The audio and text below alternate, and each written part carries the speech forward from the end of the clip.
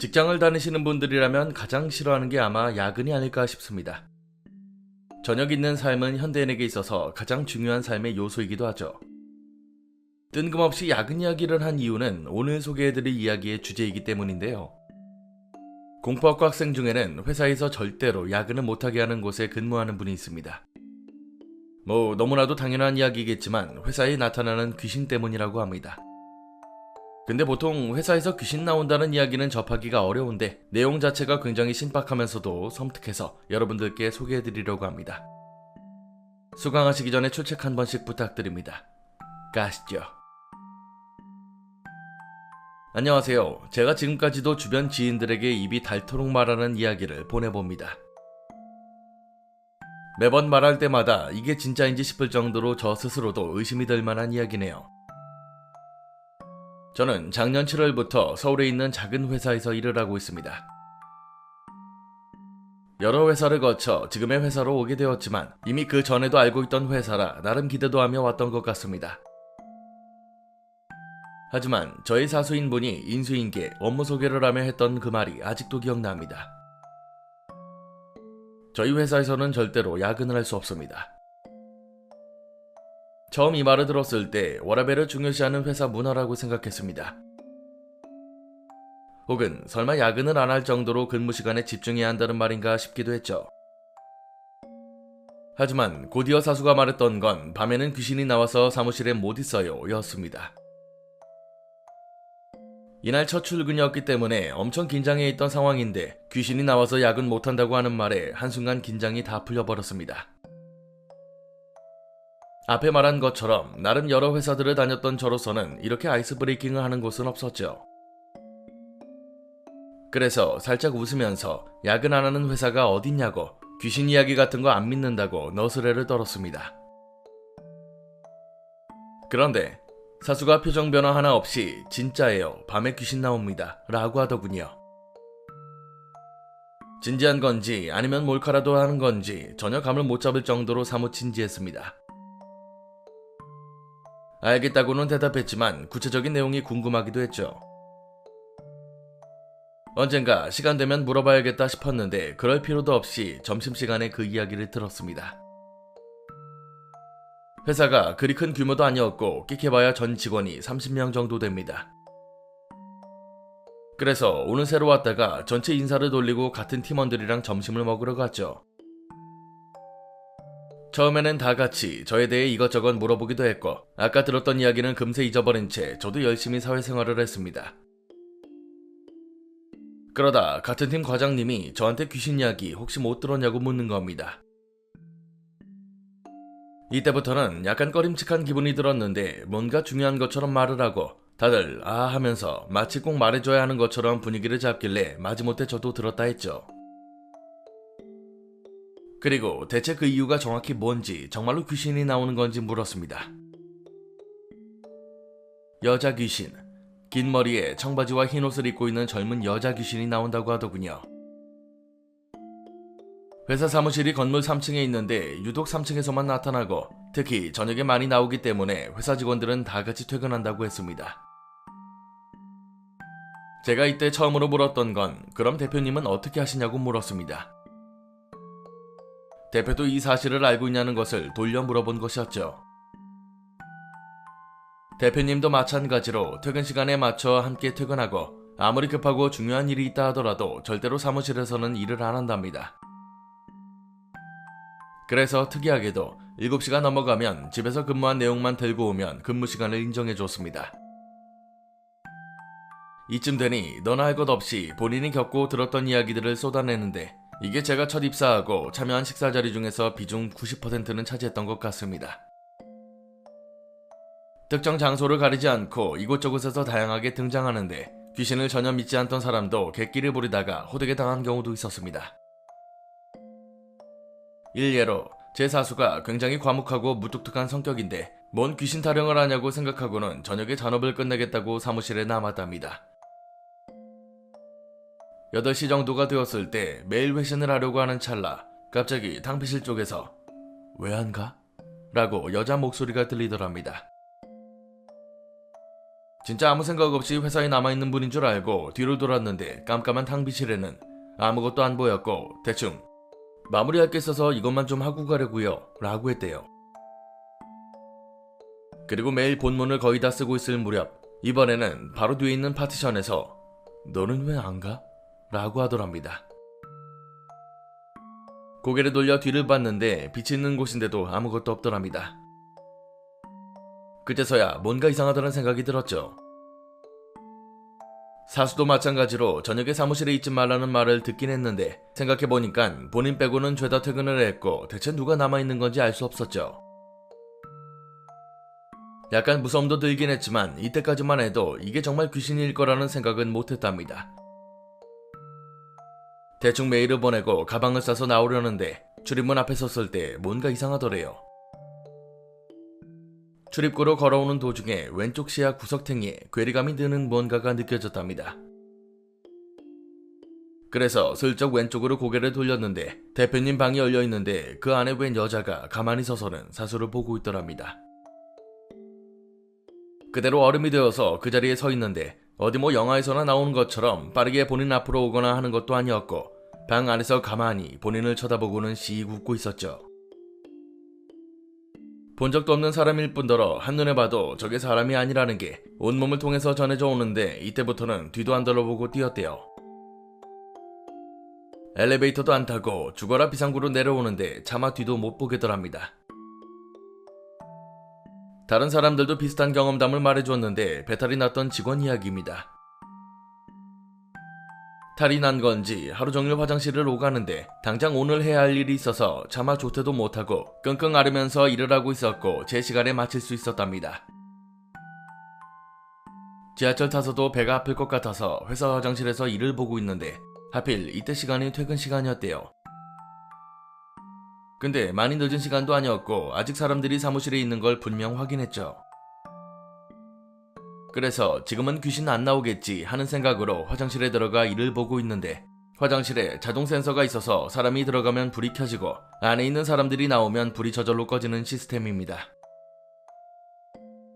분명 본인이 들어갈 때 불이 켜졌고 맨 끝에 있는 변기칸에 들어가 혼자 볼일을 보고 있는데 갑자기 세면대 앞쪽, 그러니까 화장실 입구 쪽에서 인기척이 들리더래요. 화장실 입구가 열리는 소리는 물론이고 움직이는 소리도 안 들렸답니다. 이분이 여자분이었는데 세면대에서 화장을 고치는 것 같이 화장품 여닫는 소리 같은 게 들리기도 했고 세면대에 뭘 내려놓는 소리도 들렸답니다. 근데 분명 사람이 없었기 때문에 뭔가 이상하다는 생각이 들었는데 이내 세면대에 있던 사람이 점차 변기칸으로 움직이는 소리가 들렸고 천천히 걸어와서는 맨 끝에 있던 변기칸 앞에 탁 하고 걸음을 세게 멈췄답니다. 그리고는 아무런 소리도 안 들리고 숨소리도 안 들리더랍니다. 아무래도 이분이 여자분이시다 보니까 구체적으로 설명하진 못하셨지만 지금 이 앞에 누군가 서 있다는 게 확실하고 대체 왜 그런지를 모르니 배가 아픈 건 고사하고 본인이 여기 왜 있는 건지 모를 정도로 소름이 끼치더랍니다. 그래서 누구세요? 라고 물었는데 대답은커녕 그렇게 가까이 있는데 숨소리가 안 들리더래요. 대충 처리하고 발로 차듯 문을 열고 나왔는데 아무도 없더랍니다. 손을 씻고 나왔는지도 모를 정도로 빠르게 화장실에서 나왔는데 이 자리에 같이 있던 사람이 하필 사무실에서 그 모습을 봤다고 하더군요. 겁에 찔리고 사색이 되어서 화장실에서 나오는데 식은땀을 흘리고 있더랍니다. 몇 가지 이야기를 해드리지만 이외에도 개별로 무수한 경험담이 전해져 오고 있었습니다. 막내 중에는 선배들이 없는 무두절에 혼자 회사에 있었던 적이 있었는데 출입문에서 똑똑 노크 소리가 들려서 나가보니까 아무도 없었다고 하더군요. 보통 택배가 오면 출입구 앞에다 놓고 가시는데 이때 놓고만 하시고 갈 때가 있습니다. 그런 줄 알고 그냥 자리로 돌아왔는데 얼마 지나지 않아 또 노크 소리가 들렸고 나가보니 택배도 없어서 누가 찾아온 줄 알았대요. 근데 복도에 아무도 없어서 사람이 없는 줄 알고 돌아간 줄 알았답니다. 하지만 다시 자리로 돌아와 앉자마자 또다시 노크 소리가 들렸고 이때는 그대로 눈만 돌려 출입구로 봤는데 역시나 아무도 없더랍니다. 대체 그 짧은 사이에 어떻게 노크를 하고 숨었는지 이해가 안 갈 정도였대요. 그래서 이번에는 아예 복도 밖으로 나가서 주변을 둘러보는데 엘리베이터 옆에 계단이 있는데 위층으로 가는 계단에 사람 같은 게 보이더래요. 몸 전체가 보이는 건 아닌데 상체가 안 보이고 청바지만 덜렁 보이고 저 사람인가 싶은 순간 이게 선배들이 말했던 귀신인가 보다 라는 생각이 스쳤답니다. 그리고 그대로 사무실 안으로 들어가서 알고 있는 모든 선배들 번호로 전화를 했대요.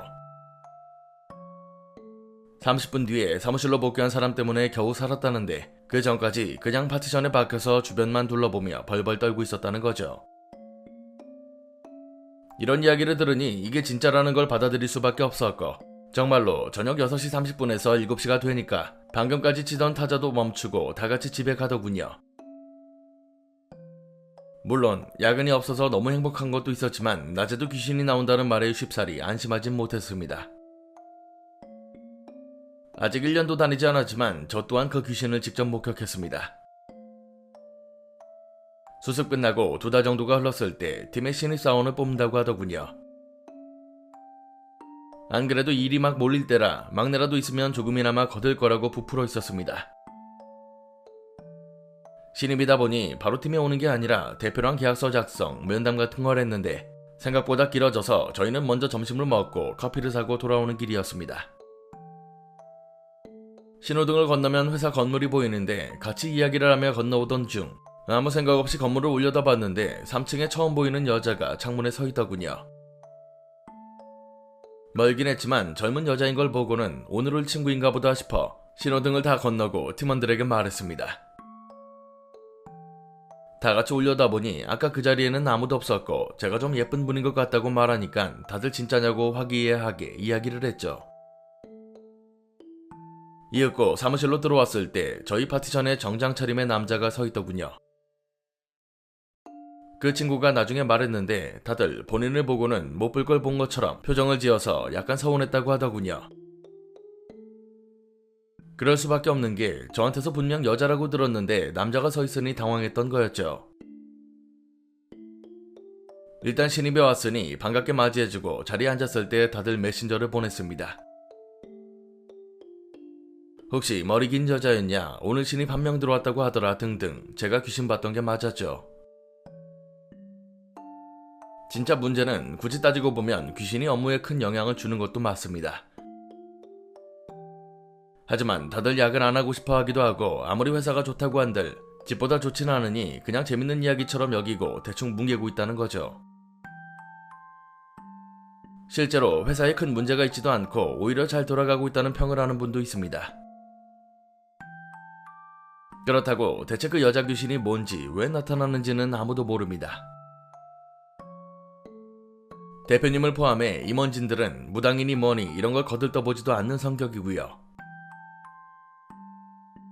저도 시간 지나고 보니 얼추 적응이 되긴 했는데 약간 강박 같은 게 생겨서 숫자 7만 봐도 어디에 있든 나가야 한다는 생각부터 듭니다. 어찌 보면 웃길 수도 있겠지만 21세기 서울 한복판에서 벌어지고 있는 이야기입니다. 이야기는 여기까지입니다. 여러분, 야근 안 한다고 부러워하시면 안 됩니다. 약간 귀신이 사람을 놀리는 게 아닐까 싶을 정도로 목적이 뚜렷하지 않은데요. 저도 이유가 궁금하긴 한데 일단 특정 층에만 나타나는 걸 보면은 그 층과 관련이 있겠죠. 물론 꼭 거기서 죽었다는 건 아니겠지만 그 층에 남아야 할 이유가 분명할 겁니다. 문제는 왜 거기 있는 사람들을 찾아가 놀라게 하는 건지인데요. 왜 안 가냐고 말했다는 걸 보면은 지방령일 가능성이 있긴 하네요. 사실 왜 안 가냐고 하는 걸 보면은 약간 퇴근을 지향하는 귀신 같기도 해서 좀 웃기기도 합니다. 뭐 암튼 회사 사람들이 정말 다들 괜찮다고 하면 이 정도의 감수는 괜찮지 않을까 싶기도 하고요. 만약 퇴마를 한다는 걸 가정하면 다들 야근을 시작해야 하는 것일 수도 있어서 그게 더 무서울 수도 있겠네요. 오늘 강의는 여기까지입니다. 재밌게 봐주셨다면 공포학과의 수강 신청 부탁드립니다. 공포학과 M교수였습니다.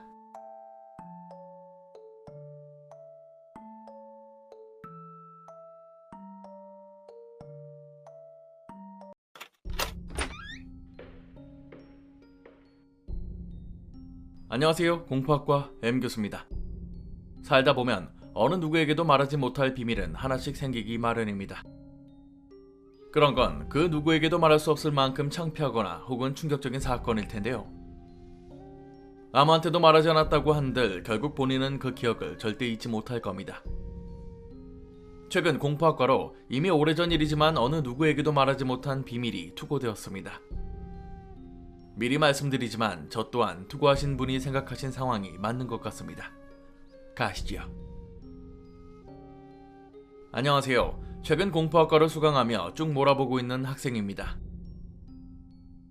하루하루 살다 보니 어느덧 불혹을 앞두고 있는 아저씨가 되었는데 언 30년이 훌쩍 넘은 그때의 기억은 아직도 어제 일과 같이 생생하게 느껴집니다. 그리고 이제는 나름의 용기를 내어 그때 이야기를 많은 분들께 전달해보고자 합니다. 제가 오랫동안 간직한 비밀은 사실 그리 대단한 내용은 아닐 수 있습니다. 굳이 비밀로 남겨놔야 할 필요성까지는 느끼지 못하는 분들도 더러 계실 거라고 생각하죠. 하지만 머리보다는 몸으로 느껴지는 그때의 공포는 지금 글을 쓰고 있는 이 순간에도 그때의 일을 발설하지 말 것을 계속 말하는 것 같네요. 지금으로부터 정확히 29년 전 제가 10살이었던 해 여름이었습니다. 그때 날씨가 어땠는지 일일이 기억나진 않지만 여름이 너무 더워서 잠깐 밖에 나가는 것도 힘들었고 동네에서 항상 같이 뛰놀던 동네 아이들마저도 여름에는 골목에 보이지 않았죠. 한창 무더위가 이어질 때는 가지 않았지만 어느 정도 무더위가 꺾여 그나마 야외 활동이 가능해질 때쯤 가족이 물놀이를 하기 위해 긴 휴가를 떠났습니다. 어린 나이였기 때문에 지금의 그곳이 정확히 어떤 곳인지는 낱낱이 전달드리기는 어렵습니다. 아마 충청도 어디였던 것 같은데 아침 일찍 부모님, 동생과 차에 올라 출발했지만 대여섯 시간이 지나서야 겨우 차에서 내릴 수 있었습니다.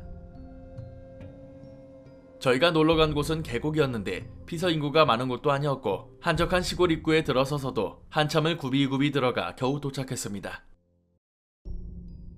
사람도 없고 동네 어르신 몇 명만 보일 정도로 한적했는데 어머니께서는 지금 사람들이 많은 곳보다는 100배, 1000배는 나은 곳이라고 말씀 주셨죠.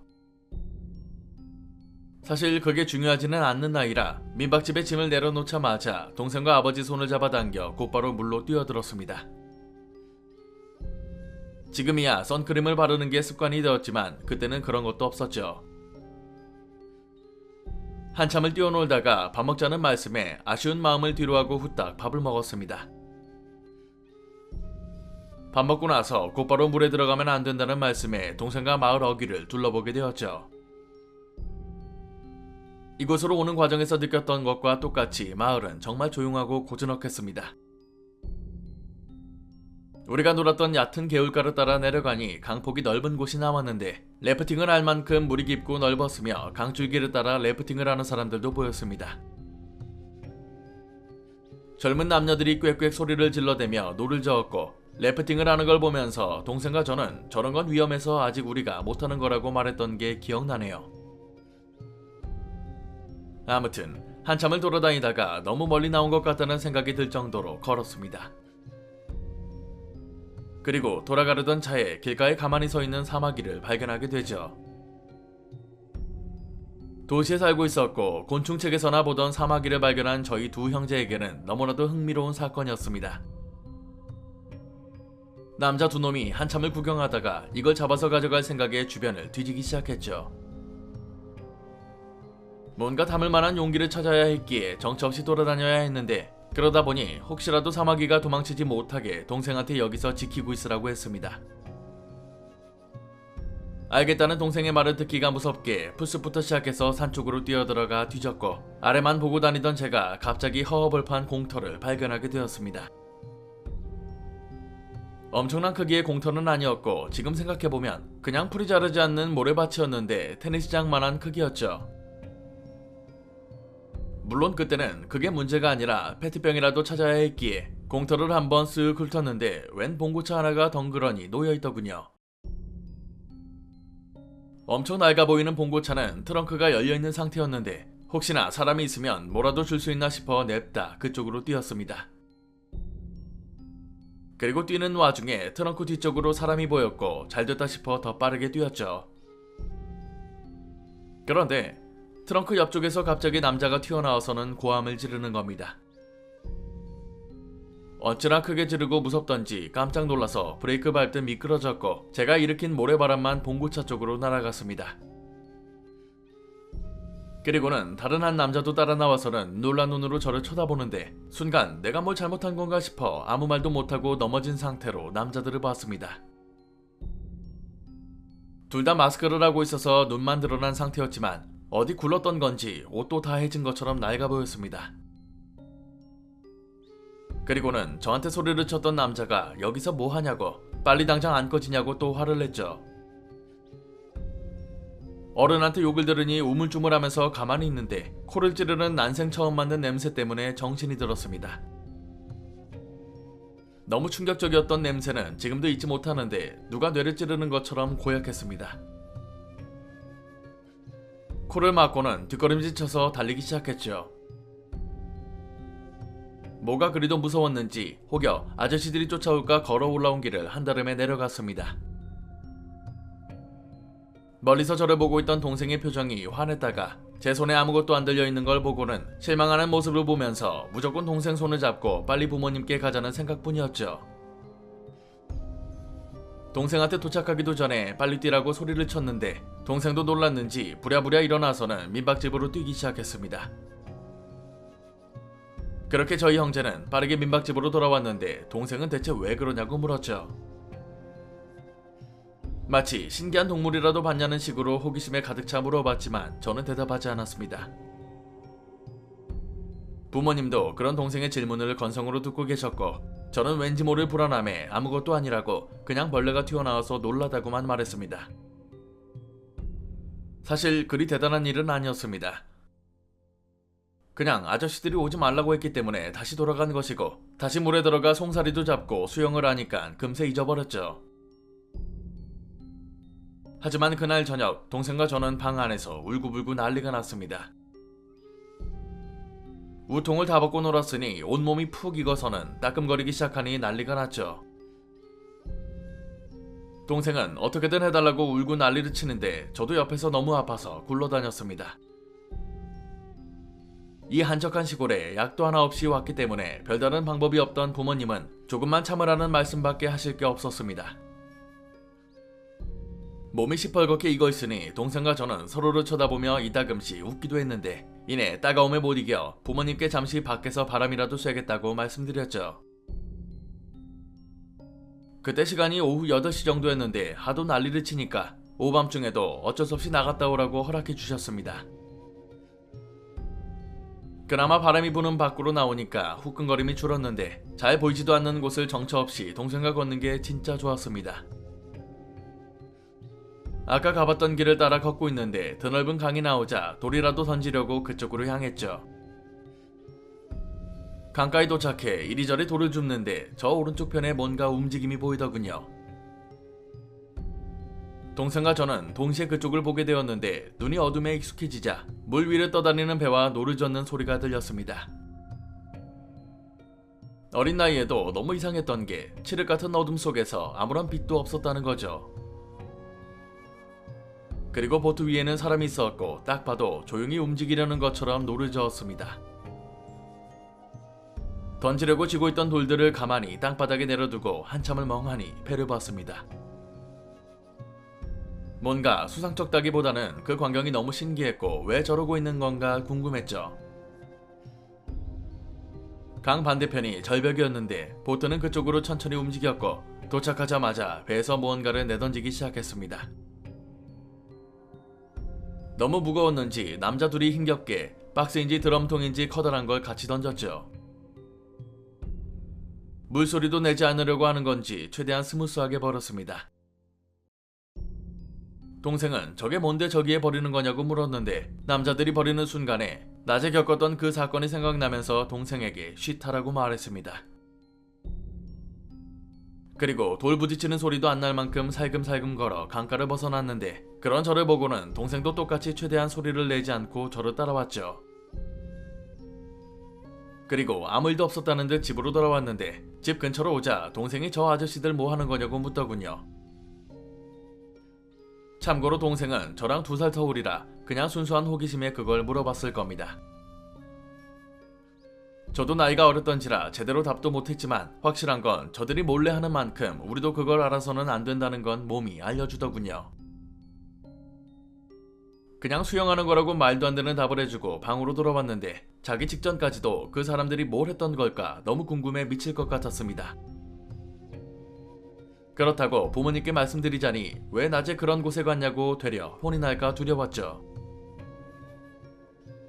낮에 봤던 남자들은 둘이 뭔가를 하고 있었고 제가 가까이 가자 놀라서는 저에게 고함을 지르고 꺼지라고 했습니다. 그리고 늦은 저녁 몰래 강으로 나가 무언가를 버리고 왔다는 것. 이게 무슨 행동이고 뭘 의미하는 건지는 아무리 생각해봐도 알 수 없었습니다. 결과가 없다 보니 이걸 가지고 어디 가서 말하기도 뭐했고 비밀이라기보다 아예 말을 하지 못하는 상황이 이어졌죠.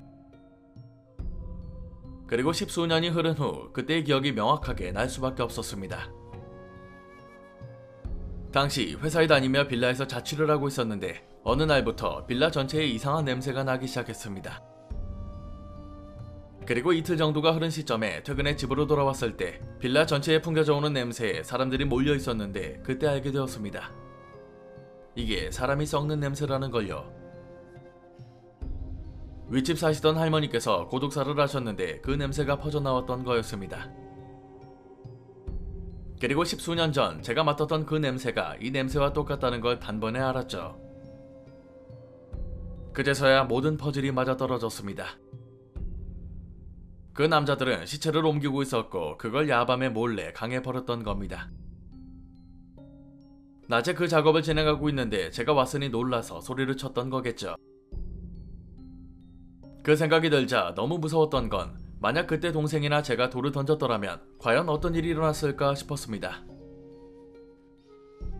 오만 가지 생각이 다 들면서 이걸 지금에 와서야 어디 이야기해도 될까 싶기도 했죠. 급하게 인터넷으로 비슷한 사건이 있었는지 검색도 해봤지만 어디에도 그런 사건은 없었습니다. 물론 지금 이걸 말해야 뭐가 달라질까 싶지만 지금까지도 어디에 쉽게 말하지는 못했습니다. 만약 그 사람들이 잡히지 않았다면 지금도 어디선가 살고 있을 테니까요. 냄새 정체를 알고 또다시 십수년이 흐른 지금에서야 그때의 기억을 조심스레 말해봅니다. 이야기는 여기까지입니다. 뭔가 그때의 일이 눈앞에 펼쳐지는 것처럼 몰입해서 봤는데 굉장히 섬뜩하네요. 어린 나이에 기억이 생생하게 날 정도로 그때의 기억이 충격적이었던 것 같은데요. 제보자분이 말씀하신 것처럼 아마 그들이 시체를 버린 게 맞겠죠. 이유야 뭐가 되었든 간에 불법이고 범죄 행위이기 때문에 오싹하네요. 아마 그들은 어린애가 뭘 알겠어 싶었을 겁니다. 그런데도 수십 년이 지난 지금 그 사건을 기억하는 사람이 있다 보니까 이렇게 알려지게 되겠죠. 솔직히 이런 경험을 가지고 있으면 아마 죽기 전까지는 절대 잊지 못할 겁니다. 그나마 시간이 지나서 이렇게라도 말했으니까 속은 시원하실 것 같네요. 저도 계속 생각나는 게 만약 거기서 돌이라도 강에 던졌다면 진짜 섬뜩해졌을 것 같습니다. 누군가 목격하고 있다는 걸 알면 그때는 가만 놔둘 수는 없을 테니까요. 마치 영화의 한 장면 같아가지고 더 소름 끼치고 무서웠습니다. 오늘 강의는 여기까지입니다. 재밌게 봐주셨다면 공포학과의 수강 신청 부탁드립니다. 공포학과 M교수였습니다.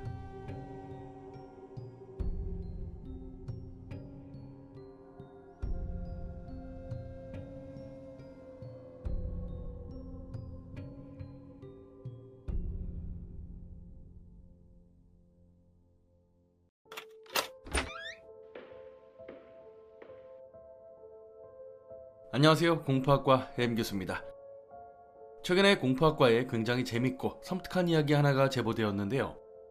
이야기에 앞서 간단히 설명이 필요할 것 같습니다. 우선 제보자분은 본인의 나이를 50대라고 밝히셨고 오늘 이야기의 주제인 마을의 위치, 이름은 공개하지 않겠다는 의지를 전달하셨습니다. 이미 너무나도 오래전에 있었던 일이지만은 결코 말할 수 없음을 신신당부하셨는데요. 저도 내용을 보고서야 그 이유를 짐작할 수 있었는데 여러분께서도 이 부분은 양해해 주시면 감사드리겠습니다. 가시죠. 안녕하세요. 40년도 더 된 그때의 기억은 지금도 제 눈앞에 펼쳐질 정도로 생생합니다. 전라북도에 있었던 저의 시골 마을은 따스한 봄날에 가만히 보고만 있어도 행복하고 마음이 편해질 정도로 고즈넉한 분위기를 자아냈습니다. 어머님의 손을 잡고 시골에 갈 때면 처음에는 귀찮을지라도 동네 이름이 도로 표지판에 나올 때부터 설레는 마음을 감출 수가 없었죠. 그래서 매년 할머니 댁에 갈 때면 마지막까지 아쉬웠던 마음에 좋은 기억만 남곤 했습니다. 당시 아버님의 사업장이었던 서울에서 살고 있을 때 제 나이는 8살이었습니다. 남들보다 빨리 학교에 가야 된다는 말씀에 국민학교를 다니고 있을 때였는데 그날 밤에는 어머니와 아버지께서 심각한 이야기를 주고받고 계셨습니다. 모처럼 가게 문을 일찍 닫고 집에 오신 아버지께서는 만화 영화를 틀어주시고는 두 분이 안방으로 가 긴 이야기를 하셨습니다. 오래된 집 구조 탓에 조금이라도 언성이 올라오면 당연히 그 소리를 들을 수 있었죠. 확실히 들을 순 없었지만 며칠간 가게 일이 바빠질 수밖에 없었고 아버지께서는 좋은 기회라고 생각하셔 어머니께서 함께 일을 해주시기를 바랬습니다. 철제 그릇을 만드셨던 아버지께 목돈을 만지거나 앞으로 좋은 기회를 만들어낼 기회였겠죠. 아무튼 일주일이 넘는 기간 동안 일에만 집중하셔야 했고 철없는 저는 부모님께 부담일 수밖에 없었습니다. 하지만 따로 맡길 친인척이 서울에 살고 있지 않으니 시골로 저를 보내신다는 의견이 오갔습니다. 어린 나이였지만 그게 그렇게 나쁘진 않았죠. 가끔씩 돈이 없어 미안하다는 어머님의 말씀이 떠오르며 나 하나 아무 털 없이 있으면 우리 가족에게 좋은 일이 일어난다고 생각했습니다. 무엇보다도 제가 좋아하는 시골 할머니 댁에 가는 게 더 좋았죠. 하지만 어째서인지 어머니께서는 저를 보낼 수 없다는 쪽으로 말씀 주셨고 아버지께서는 본인은 그곳에 살았던 사람으로서 충분히 제가 잘 지낼 수 있다고 말씀하셨습니다. 목소리가 점점 높아지다 보니 겁에 질린 저는 TV 소리를 더 켤 수밖에 없었고 부모님께서도 그걸 눈치채시고는 대충 정리하고 방에서 나오셨습니다. 그리고 며칠이 지나 밥을 먹던 중 아버지께서 말씀하셨습니다. 5월 16일부터 30일까지 시골에 내려가 있을 것이며 부모님은 내려가지 않으시고 시골에서 할머니 할아버지와 함께 지낼 거라고 말이죠. 학교에는 이미 언지를 줬고 할머니 할아버지께도 허락을 받으셨다고 했습니다. 그런데 지금 와서 생각해보면 제 자신이 답답하게 느껴질 정도로 절대로 6시 이후로 집 밖으로 나오면 안 돼 라는 말을 많이 하셨습니다. 답답한 이유는 제가 그 뜻을 제대로 해석하지 못했다는 것이죠. 이유는 말씀하지 않으셨습니다. 그저 할머니 댁에 있는 동안 저녁 6시 이후로 나오지 말라는 건데 사실 저녁에 다 같이 강가에서 돌에 고기를 굽고 논 적도 많았습니다. 그렇기 때문에 혼자 있을 저를 염려해 나가지 말라는 것인 줄로만 알 수밖에 없었죠. 며칠이 지나 주말이 되었을 때 어머니께서는 제 짐을 싸서 터미널로 데려가셨고 버스에 올라타 사라질 때까지 손을 흔들어 주셨습니다. 얼마나 걱정이 되셨는지 기사님께도 저를 챙겨달라고 신신당부하셨고 가장 앞자리에 있던 손님에게도 부탁해 자리를 바꾸기까지 했습니다. 그리고 터미널에서 내렸을 때 손주놈을 기다리시던 할머니 할아버지를 뵐 수 있었죠. 시골 생활은 여느 때와 똑같았습니다. 다만 혼자 있다 보니 밭일을 하러 가시는 할머니 할아버지를 따라갈 수 있는 재미가 있었죠. 하지만 조부모님도 부모님처럼 6시 이후로는 절대로 집 밖으로 나가지 않으셨습니다. 아니 정확하게는 5시만 되면 집으로 들어와 대문을 굳게 걸어 잠그셨습니다. 그제서야 뭔가 이상하다는 생각이 들어 할머니께 매달려 그 이유를 물었죠. 처음에는 말씀하지 않으셨지만 땡깡을 부리는 손주놈이 귀찮으셨는지 귀신이 다니는 시간이란다 라는 말씀을 하시더군요. 생각지도 못한 대답을 들은 저로서는 그 말 한마디에 겁에 질렸습니다. 더 이상 구체적으로 질문도 못할 정도로 말이죠. 그리고 다음날 이게 진짜라는 걸 또 한 번 느낄 수 있는 장면을 목격합니다. 일하러 가신 조부모님 없는 집에서 혼자 놀고 있다가 그간 시골에서 들어본 적 없던 무수한 사람들의 목소리와 노래소리를 들었습니다. 갑자기 신이 난 저는 소리의 근원지를 찾아 냅다 달리기 시작했고 채 10걸음도 가지 않아 기이한 옷을 입고 있는 사람들을 발견하게 됩니다. 제사를 치르는 건지 한복 같은 옷을 입고 있는 남자 뒤로 사람들이 흰 종이 같은 것을 들고는 따라 걷고 있었습니다. 상여를 나르거나 하는 것이 아닌 머리에 두건 같은 것을 쓴 사람이 제사장으로 보였고 나머지 인원들도 멀끔하게 차려입고 있어 한눈에 봐도 중요한 행사 같아 보였습니다. 그리고 그 속에 일을 하러 나간다고 했던 우리 할머니 할아버지도 계셨죠. 놀란 저는 단번에 뛰어갔고 앞만 보고 계시던 할아버지께서 저를 발견하고는 깜짝 놀라시고는 무리해서 이탈해 저를 들쳐업고 집으로 가셨습니다.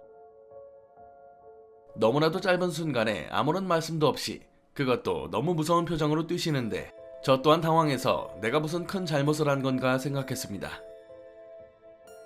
제가 그 무리들을 보지 못하게 하려는 건지 뒤돌아보지 말고 하레비만 보라고 소리를 치셨죠. 돌아볼 새도 없었지만 여전히 사람들이 노래하는 노래소리는 들렸죠. 집에 도착하니 할아버지께서는 마당 한가운데 저를 앉히시고는 엄히 말씀하셨습니다. 혹시 빨간 것들을 보았느냐? 사투리를 쓰시긴 했지만 정신이 없던 저로서는 그 말이 처음에는 이해되지 않았습니다. 그랬더니 다시 한번 빨간 것을 봤느냐고 물어보셨죠. 짧은 시간에 방금 전 일을 기억하니 제 눈에는 빨간 것이 안 보였고 뭔지도 모를 그 빨간 것을 본 적이 없다고 대답했습니다. 그제서야 안도의 한숨을 내쉬며 저를 방 안으로 들여보내셨고 할애비가 오기 전까지는 절대로 나오면 안 된다고 하시고는 다시 밖으로 향하셨습니다. 한동안 텅 비어있는 집에서 방금 전 내가 봤던 것들이 뭘까 고민하며 시간을 보냈습니다. 그리고 늦은 오후가 되어서야 집으로 돌아오신 할머니와 할아버지, 그리고 몇몇 마을 주민분들은 죄다 저를 쳐다보시며 걱정의 눈빛을 보내셨습니다. 할아버지께서 말씀을 안 하셨는지 할머니께서도 놀라 뛰어들어오신 것 같았고 역시나 똑같이 빨간 사람들을 봤냐고 물으셨는데 그제서야 할아버지께서 말씀하신 빨간 것이 사람들을 의미한다는 걸 알았습니다. 한층 더 구체적인 기억을 물으시니 이번에도 쉽게 아니라고 대답했고 뒤에 서 계시던 마을 주민들도 고개를 끄덕이며 집으로 돌아가셨습니다. 할아버지께서는 곧장 거실로 가셔서 부모님께 전화를 걸어 제 이야기를 하셨고 할머니께서는 저를 앉혀두고 듣고 싶지 않은 그 이야기를 들려주셨습니다. 듣고 싶지 않다는 건 40년이 지난 지금도 저에게는 공포로 남아있기 때문입니다. 기억이 오래된 관계로 단어나 절차 같은 게 정확히 기억나진 않지만 100년 이상 조부모님께서도 태어나기 전부터 있었던 전통이 있다고 하시더군요. 결론부터 말하자면 특정 기간에 마을 사람들이 귀신들과 함께 생활하는 날이 있다는 거였습니다. 귀신들이 마을로 오는 그 기간에는 마을 사람들이 귀신들과 어우러져 살아야 되는데 해가 뜨고 해가 지기 전까지는 밖에서 활동하지만 해가 지고 나서는 절대로 집 밖으로 나오지 않아야 했습니다. 할머니 말씀으로는 좋은 귀신들도 있지만 나쁜 귀신들은 산 사람을 발견하면 괴롭힌다고 하시더군요. 할머니의 표현은 거침이 없으십니다. 그간 밤에 나갔다가 실종되거나 험한 꼴을 당한 사람들의 사례를 하나하나 읊어주셨습니다. 상회집 아들내미는 혼자 나갔다가 영영 찾아낼 수 없었고 윗집 달래내는 너무 아파서 병원에 간다고 나섰다가 마을 입구에서 죽었답니다. 심지어 이 문화를 이해할 수 없다며 절대 그런 건 없다고 말했던 장간의 맏딸은 저녁 늦게 회사에서 집에 돌아오다가 하등 관계도 없는 남의 집 논두렁에 박혀 있었답니다. 8살밖에 안 된 제가 저런 섬뜩한 이야기를 들으면 겁에 질릴 수밖에 없죠. 아마 그것 때문에 더욱이 가감없이 말씀하신 것도 있으실 겁니다. 그날 이후로 4일 정도를 마당 밖으로 나간 적이 없었으니까요. 다행히도 이 기간을 잘 버틴 덕분에 할머니께서 말씀하시는 일들은 벌어지지 않았습니다. 그로부터 몇 년이라는 시간이 흐르고 부모님 앞에서 술을 마실 수 있는 나이가 되었을 때 시골에서 한다는 제사와 그것들에 대한 이야기를 더 들을 수 있었습니다. 중매로 만나신 어머니는 잘 모르셨지만 아버지께서는 잘 알고 계셨습니다. 대대로 마을에는 귀신제라고 해서 초여름으로 넘어가는 일주일 정도를 귀신들과 함께 지내는 날로 정하고 제사도 지내고 몸을 바르게 한다고 하더군요. 제가 봤던 그 행렬은 마을 당나무에서 지내는 제사 행렬이었습니다. 구체적으로 왜, 언제부터 무슨 이유로 이런 마을 의식이 있었는지 모르지만 이날이 되기 일주일 전부터 모든 마을 사람들은 몸을 정갈이하고 특히 제주는 음식도 함부로 먹지 않으며 준비를 한다고 했습니다. 조금 특이했던 건 그 마을에 100여 가구가 살고 있었는데 집집마다 한 세대만 제사에 참여하면 된다고 하더군요. 즉 조부모님께서 참여하시니 아버지께서는 굳이 안 오셔도 된다고 말이죠. 아버지께서도 모르셨던 건 그것 빨간 사람들이었습니다. 이미 당시만 해도 마을 사람들 사이에서 암암리에 이런 전통을 없애고 싶어 했답니다. 정확히는 없애는 게 아니라 후대에 물려주기 싫었다는 게 맞을 텐데요. 귀신들을 눈으로 보고 느끼는 사람들은 반드시 귀신제에 참여해야 한다는 거죠. 물론 다른 가족들이 대신 참여할 수는 있어도 언젠가 대체할 사람이 없다면 그것들이 보이는 사람은 반드시 제사에 참여해야 한다는 겁니다. 일찍이 조부모님께서 아버지도 그것들을 못 보게 한 탓에 저처럼 보지 못하셨던 거고요. 다만 그때만 되면 집 밖으로 나오질 않으니 그게 얼마나 중요한지는 아셨던 겁니다. 이 때문에 어쩔 수 없이 저를 보내야 했던 그때도 고심이 많았다고 하셨고요. 아마 이 사건 때문에 점차 시골로 가는 빈도가 줄어들었고 조부모님께서 돌아가시기 전까지도 거의 시골에 갔던 적이 없었습니다. 지금도 그 마을은 있긴 합니다. 마을을 관통하는 고속도로가 생기며 사는 사람들은 거의 없는 걸로 알고 있습니다. 지금도 가끔 지방 출장을 갈 때면 그곳을 지날 때가 있는데 집들이 허물어져 기업형 영농이 꾸린 논밭들을 볼 때면 그때 기억이 떠오릅니다. 그리고 궁금하기도 합니다. 아직도 5월이 되면 그 제사와 의식을 치르는지 말이죠. 이야기는 여기까지입니다. 마치 영화 한 편을 보는 것처럼 기이하고 섬뜩하기까지 한 이야기였습니다. 제가 몇 차례 말씀드린 적이 있었는데 실제로 잘 알려지지 않은 마을 제사가 생각보다 많습니다. 그리고 지금까지도 전통을 이어오는 제사들도 있는데 산신제나 넋건지기 등 마을의 번영과 평화를 위한 제사들이 대부분이죠. 물론 오늘 이야기는 그것과는 조금 다른 성격을 지닌 것 같은데 귀신들과 함께 지내는 기간이 있다는 게 참 신기하면서도 무섭습니다. 한번 낙인이 찍히면 평생 그것에서 벗어날 수 없다는 것도 말이죠. 아마 정말 대단한 변화가 있지 않고서는 지금도 그 명맥이 어딘가 있지 않을까 싶긴 합니다. 만약 그게 아니라면 매년 5월이면 사람들이 없는 그곳에 귀신이 넘쳐나는 게 아닐까 싶고요. 오늘 강의는 여기까지입니다. 재밌게 봐주셨다면 공포학과의 수강 신청 부탁드립니다. 공포학과 M교수였습니다.